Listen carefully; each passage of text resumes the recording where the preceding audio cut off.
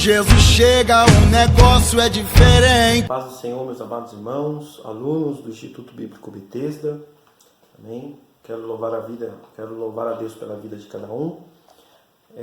Que este dia possa ser abençoado na sua vida, você que está assistindo, você que tem acompanhado as aulas, que a palavra de Deus possa surtir o efeito, né, que é proposto, que é a transformação. Amém?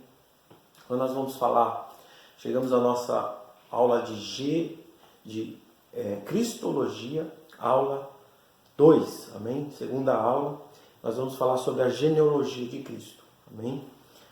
Nesta aula nós vamos tratar, né, como Deus elegeu a semente, né?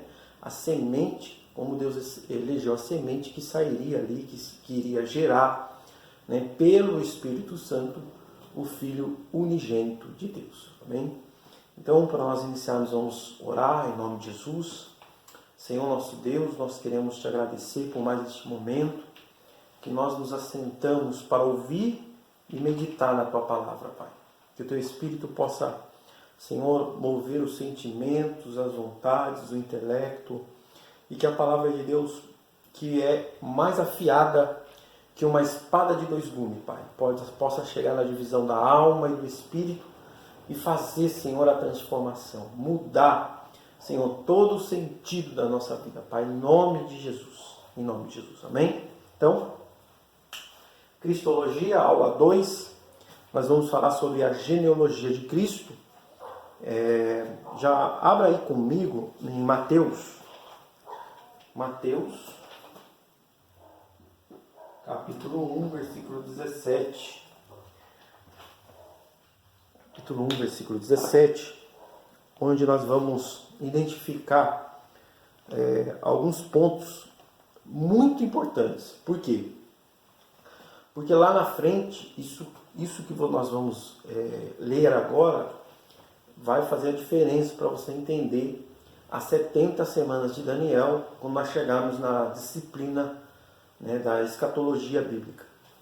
Então, acompanhe comigo aí, Mateus capítulo 1, versículo 17, que diz assim, ó, de modo que todas as gerações, desde Abraão até Davi, são 14. Então, de Abraão a Davi, são 14 gerações. Continuando.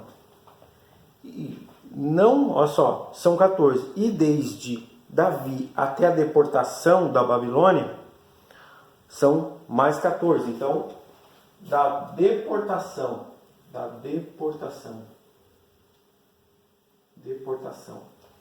de Davi à deportação é mais Babilônia, né? São mais 14 gerações. Continuando aqui, ó. Mateus capítulo 1, versículo 17. Vai dizer assim, ó. Então, de Davi são 14, desde Davi até a deportação da Babilônia, mais 14. E da deportação para, né, a deportação da Babilônia para Cristo são mais 14. Então, da deportação da Babilônia a Cristo, mais 14. Então são 3 ciclos de gerações, né?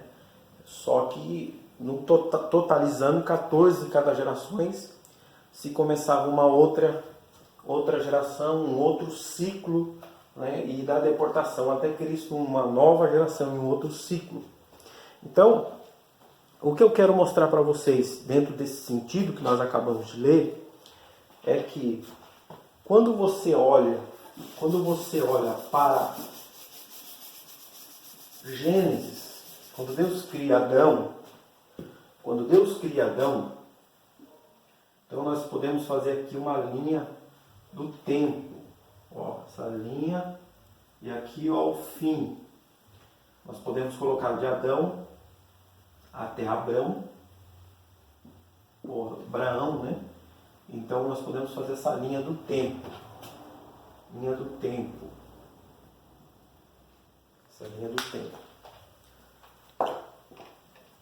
Então nós vemos que daqui de Adão, se você analisar de Adão até Abraão, aqui, ó, nesse espaço de tempo, nós percebamos que lá começa a se contar a geração, as gerações de Abraão até Davi, de Davi até a deportação, da deportação até Cristo.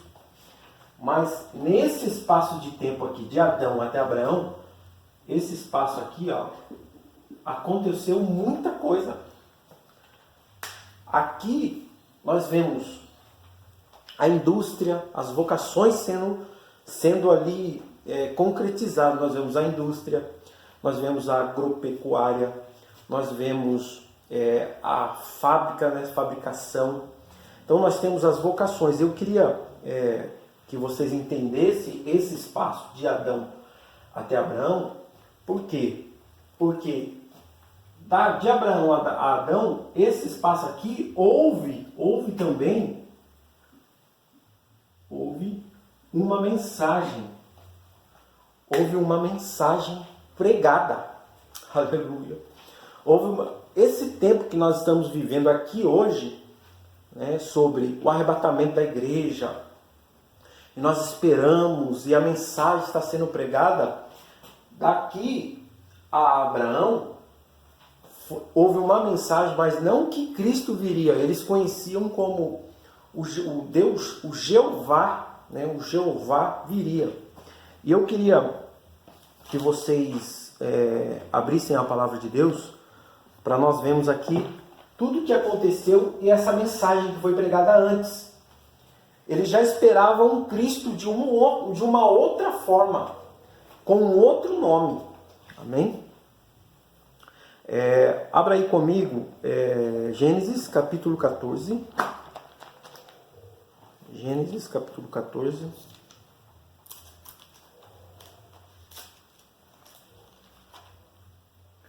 Gênesis capítulo 14.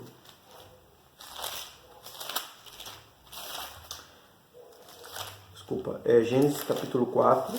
Gênesis capítulo 4, versículo 20. Gênesis capítulo 4, versículo 20. Diz assim, ó. E Ada deu à luz a Jabal, que quer dizer rio, e foi o pai dos que habitam em tendas e possuíam gados.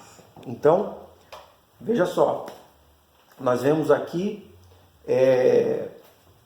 a agropecuária acontecendo, as vocações.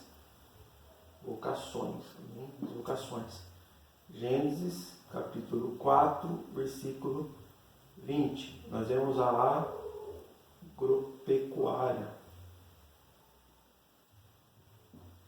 sendo formada aqui. Nós vemos também em Gênesis capítulo 4, versículo 21, outra vocação, olha só. O nome do seu irmão era Jubal. Amém? Jubal. Este foi pai de todos que tocam harpa e flauta. Então, nós vemos aqui Gênesis capítulo 4, versículo 21, a música sendo implantada. Isso antes de Abraão. Aqui Deus usando pessoas com o seu dom. E às vezes nós achamos que tudo foi se formando ou se formou neste século, no século XX, século XXI.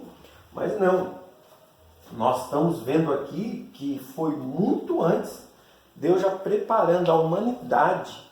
Né? Já estava preparando a humanidade porque haveria uma mensagem aqui na frente. Porque o mundo que havia sido criado, a corruptência, né? A corruptência havia se multiplicado. Deus havia estabelecido a agropecuária, a música, o imobiliário, que está no Gênesis capítulo 4. Gênesis capítulo 4, versículo 17, que diz assim, ó. E conheceu a Caim, a mulher que concebeu, deu à luz a Enoque. Caim edificou uma cidade e deu o nome de seu filho, Enoque. Então nós vemos aqui o imobiliário, né? A vocação é imobiliária.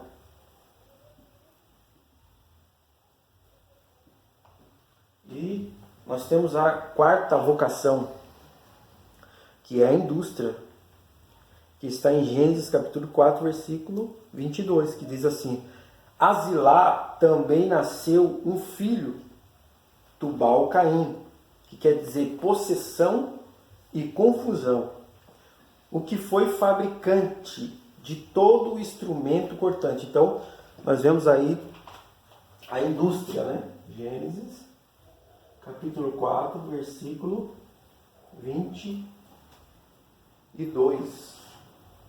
Nós vemos aqui, nós vemos a vocação, indústria, né? A indústria. Para você ver que tudo foi se formando. O mundo, né, que havia sido estabelecido ali por Adão e Eva, eles estavam se desenvolvendo. Então, e o pecado que estava solta, eles esperavam. Porque perceba que quando Cristo ele coloca Adão e Eva para fora do jardim, do Éden, nós vemos que Cristo ele mata um cordeiro. Olha só, você precisa entender que lá na frente também isso aqui vai ser importante, por isso que essas aulas, cristologia, pneumatologia, que é do Espírito Santo, são importantes, e eu estou subindo os degraus para que nós possamos compreender tudo lá na frente. Então, se você está sendo preparado para que lá na frente você venha entender. Então, tudo estava sendo desenvolvido. Então, quando Deus coloca Caim e Abel, Adão e Eva para fora do Éden, nós vemos que ele mata um cordeiro. Então, que simbolizava ou tipificava Cristo sendo morto pela humanidade. Porque quando nós vemos o nome Adão, Adão não é um nome, né? A tradução Adão, né, do hebraico clássico, né, não há uma tradução como nome, e sim como humanidade ou homem. Então a humanidade estava sobre Adão. Então o pecado, como eles haviam pecado desobedecido, eles foram colocados para fora, e Cristo, que o cordeiro que foi morto no Éden, que é um tipo de Cristo morrendo pela humanidade. Então, a mensagem que era pregada aqui era que um dia o Jeová, o Senhor Jeová viria. Então eles esperavam também uma vinda de Cristo nesse tempo. E a mensagem ela foi pregada. Noé, neste meio aqui, ó, Noé, ele prega 120 anos. 120 anos. E o interessante é que ele prega a mensagem que Deus viria, que viria um dilúvio, que era uma espécie de quê? De juízo de Deus. E o que nós esperamos hoje? O arrebatamento da igreja, porque virá um juízo sobre a terra. É a mesma mensagem, se você olhar e analisar, é a mesma mensagem. Por isso que Cristo, ele diz lá em Lucas, que a vinda dele seria como nos dias de Noé. Nós tínhamos que olhar para Noé. Olha só, abra comigo em Lucas capítulo 17. Lucas capítulo 17.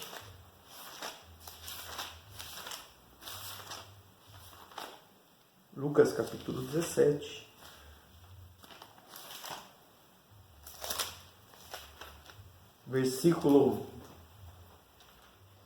Lucas capítulo 17, versículo 26.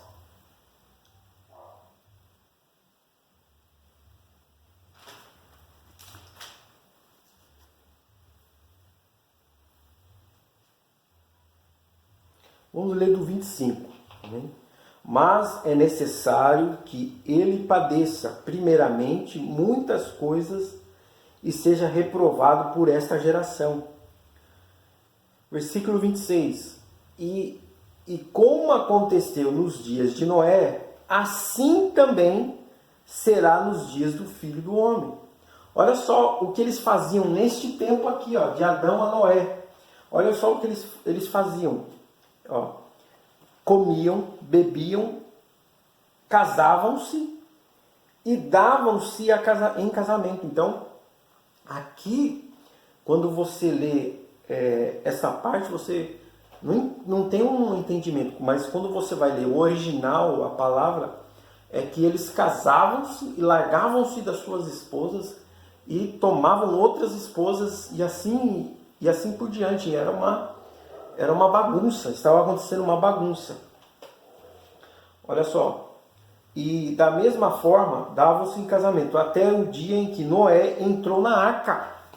Então, observe que nós hoje pregamos sobre o arrebatamento da igreja. É bem verdade que nós, como ministros, pastores, líderes, nós não estamos ministrando mais sobre o arrebatamento da igreja.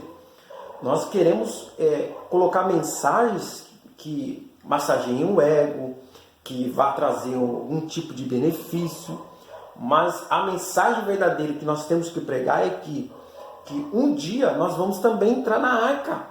Porque lá em Apocalipse, capítulo 21, João ele está vendo a cidade que é quadrada.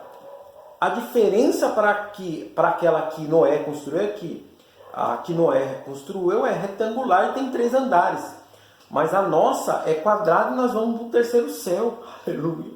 Então a mensagem que estava sendo pregada lá atrás está se repetindo hoje. Eles esperavam. Noé prega há 120 anos. E não só isso. Comiam, bebiam, davam-se em casamento. Até que um dia Noé entrou na arca. Está vendo? Hoje as pessoas não acreditam na nossa mensagem. Elas caçoam, elas bochecham na hora da mensagem, quando você está ministrando uma mensagem, quando você está pregando. Elas não estão nem aí, para elas é uma festa. Até que o dia vai acontecer o arrebatamento. Aí eles vão colocar a mão na cabeça e vão dizer: meu Deus, e agora? Como a população aqui olhou para Noé, porque a mensagem que Noé pregava era que viria o dilúvio, viria chover. Irmãos, como eles não sabiam nem o que era chuva, porque até aquele momento ainda não havia chovido sobre a terra. Aleluia.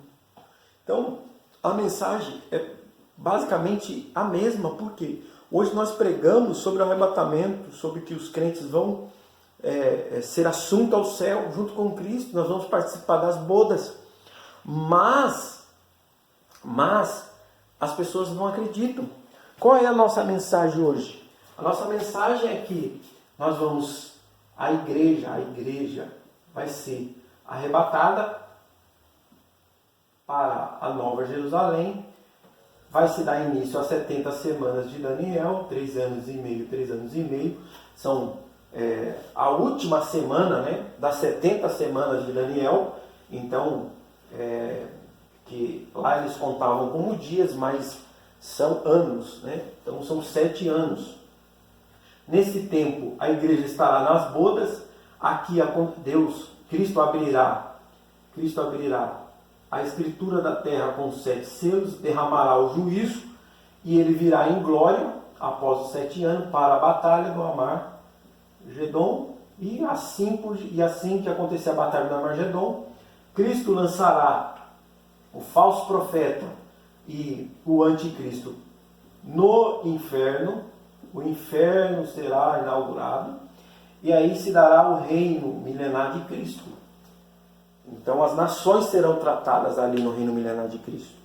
Então nós esperamos o arrebatamento, nós esperamos a mensagem, nós cremos na mensagem que um dia nós, como Noé, entraremos na arca, uma arca diferente, porque nessa arca não vai entrar nenhum animal. Na arca de Noé entrou os animais.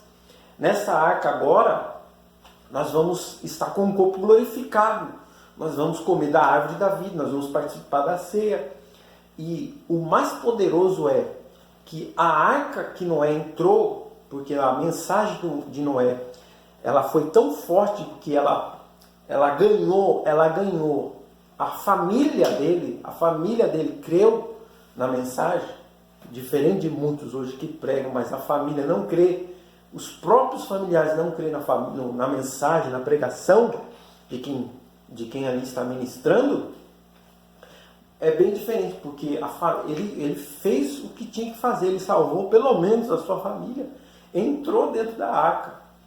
E o povo não acreditava. Noé pregou 120 anos e o povo não acreditava. E antes de Noé, houve um pregador mais poderoso ainda, com uma mensagem tremenda, falando sobre a vinda do Senhor Jeová. O nome dele é Enoque. Enoque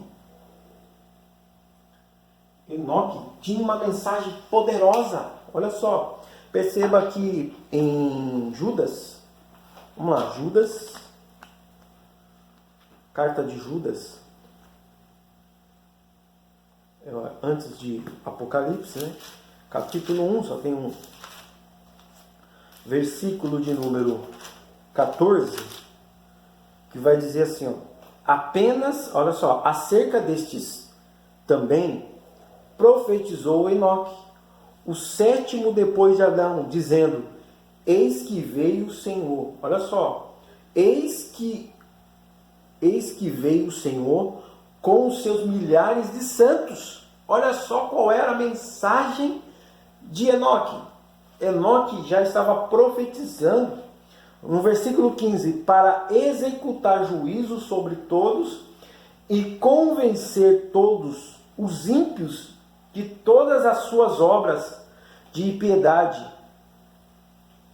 que implantemente cometeram, e de todas as duras palavras que os ímpios e pecadores profetizaram contra ele. Então, aqui de Adão até Noé, aquilo que havia se estabelecido era muito tenebroso perante os olhos de Deus. E Deus levantou profetas, levantou homens de Deus para profetizar, para declarar, para executar, que viria executar, que Deus executaria um juízo sobre a terra. Então nós precisamos entender que esse tempo aqui está se repetindo hoje. Aleluia. E muitos estão brincando. Muitos estão brincando. Aí você pode me perguntar, mas ele veio? Sim, ele veio para Noé. Porque a arca de Noé, uma arca tremenda, porque não tinha piloto, não tinha leme e não tinha motor. Mas ela chegou ao seu destino. Sabe o que eu quero profetizar para você nesta aula, dizendo, deixa o Espírito Santo guiar a tua vida, deixa o Espírito Santo guiar as tuas palavras, deixa o Espírito Santo guiar o teu ministério, deixa ele soprar o teu nome, porque o Espírito Santo não precisa de ajuda. Você vai chegar, se você deixar nas mãos do Espírito Santo, você vai chegar aonde você deve chegar, onde Deus quer que você chegue. E você vai realizar aquilo que Deus quer que você realize. Então, nesse meio que nós lemos, nós acabamos de ler, volte um pouco ali em Lucas. Eu queria só terminar de ler aquilo que nós começamos, Lucas capítulo 17. Lucas capítulo 17. E esse é o entendimento que muitos não conhecem. Eles não sabem nem o que comeram ontem. Então eles ficam perdidos quando você fala sobre isso. Capítulo 17. Lucas capítulo 17. Nós lemos aqui Lucas capítulo 17, versículo 26 e 27.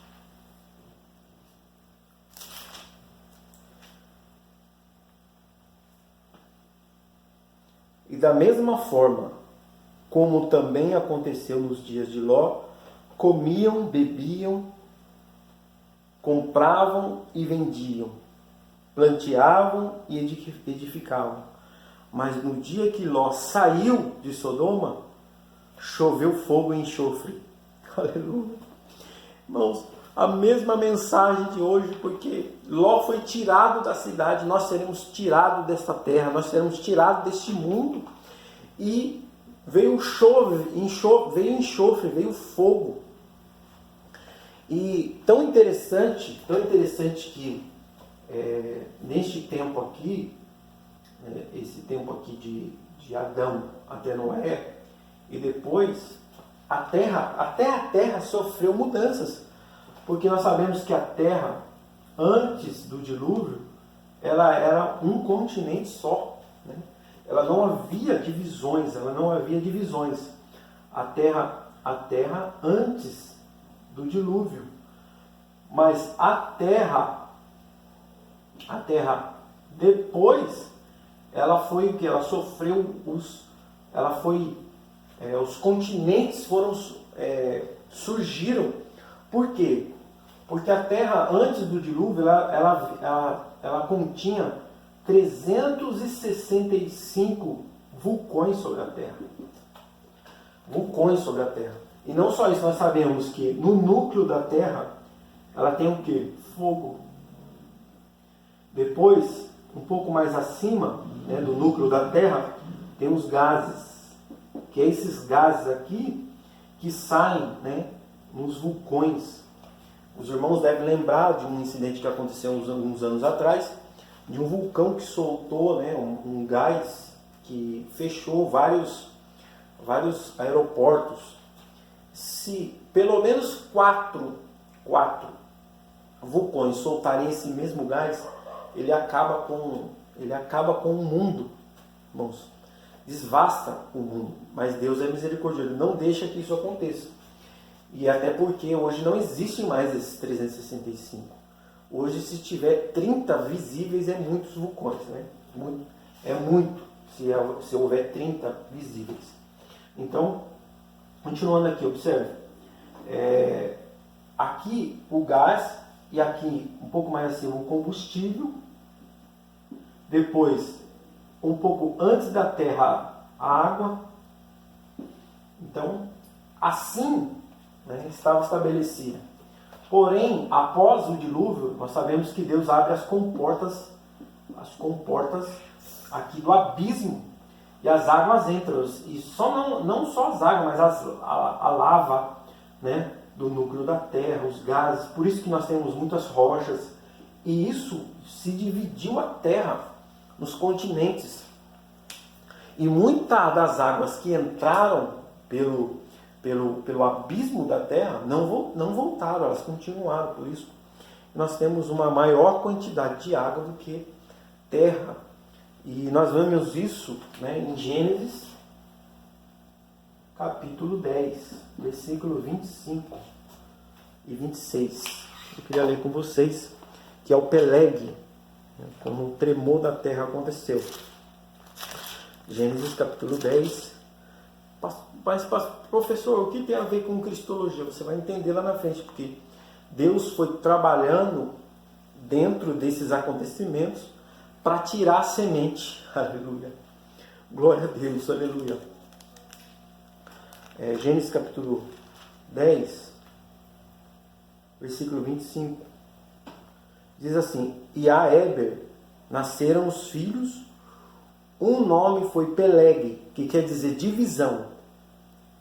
Então Peleg quer dizer divisão, porque nos seus dias foi dividida a terra.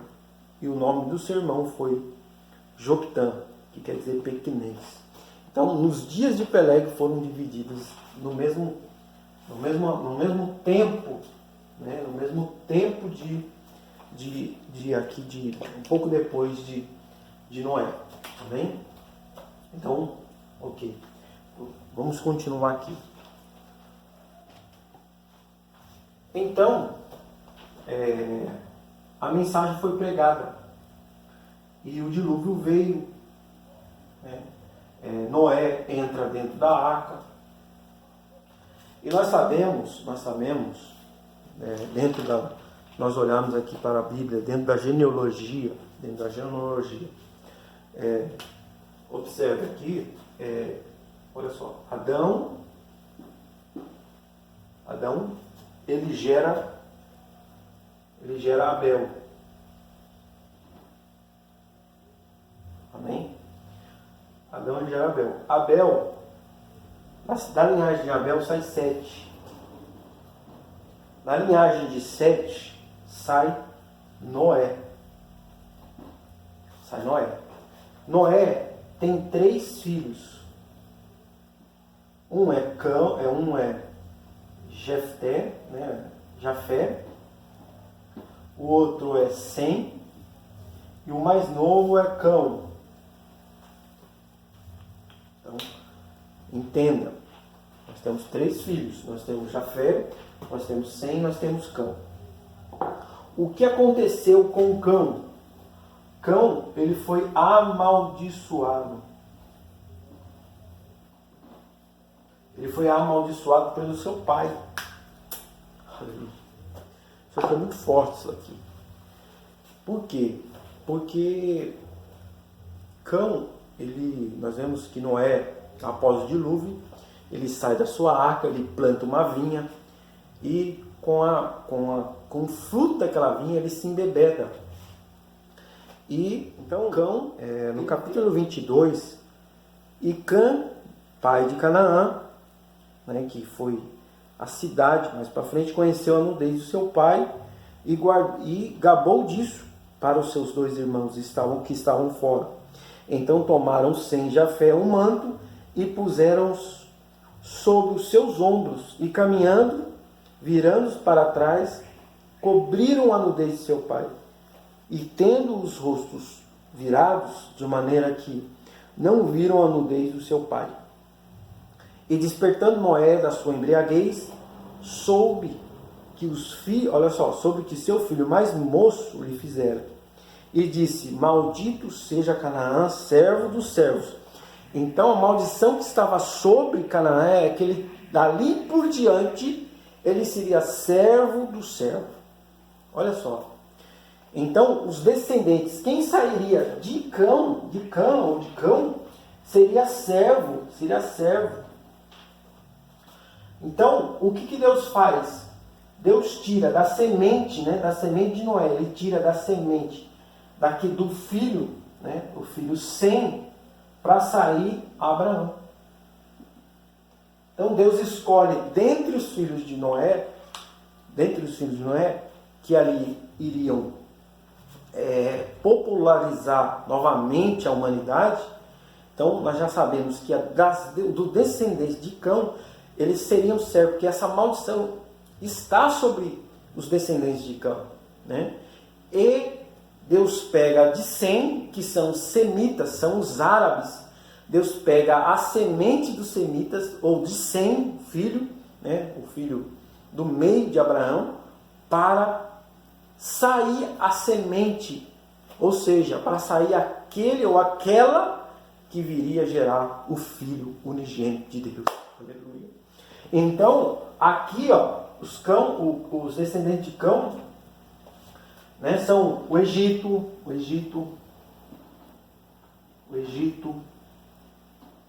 né? Os descendentes de Sem são os árabes. Os árabes são aqueles que detém o dinheiro, que detém a economia, que sabe organizar, que sabe administrar as finanças.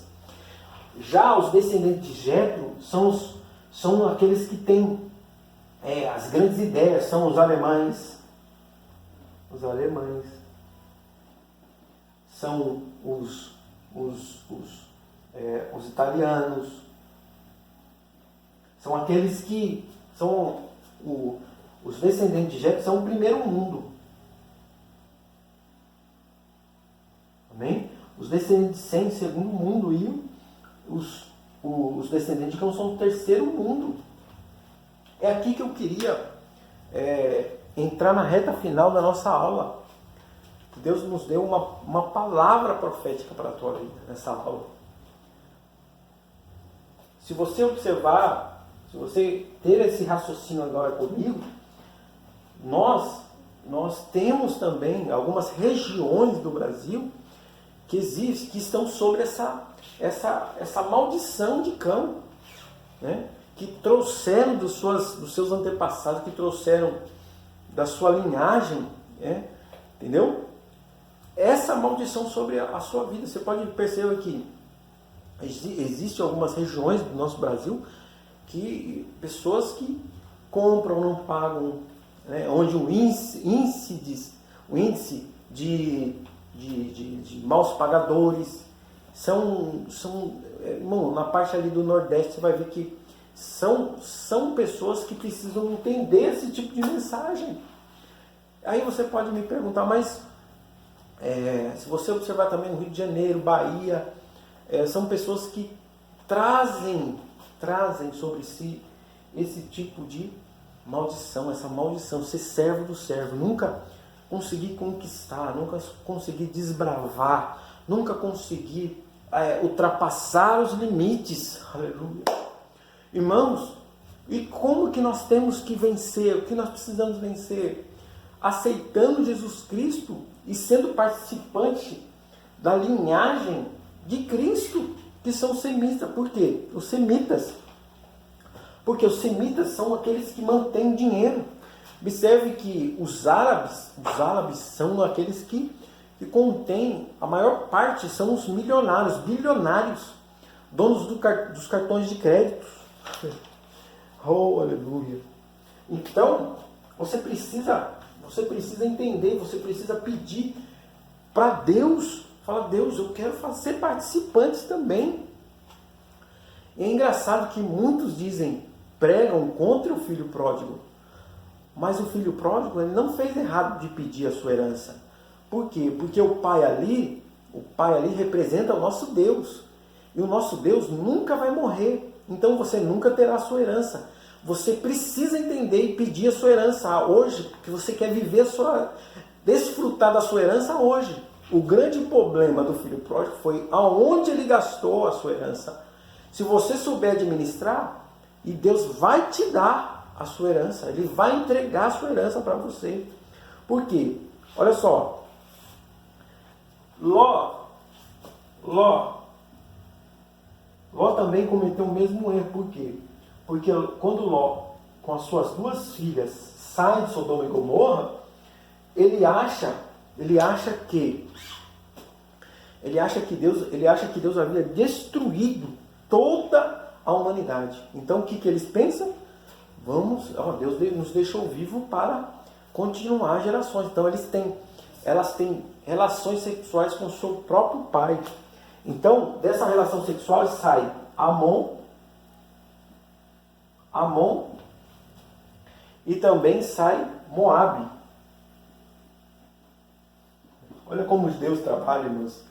Até na maldição, até naquilo que é ilícito, Deus consegue trilhar caminhos para que saia coisas boas. Aleluia.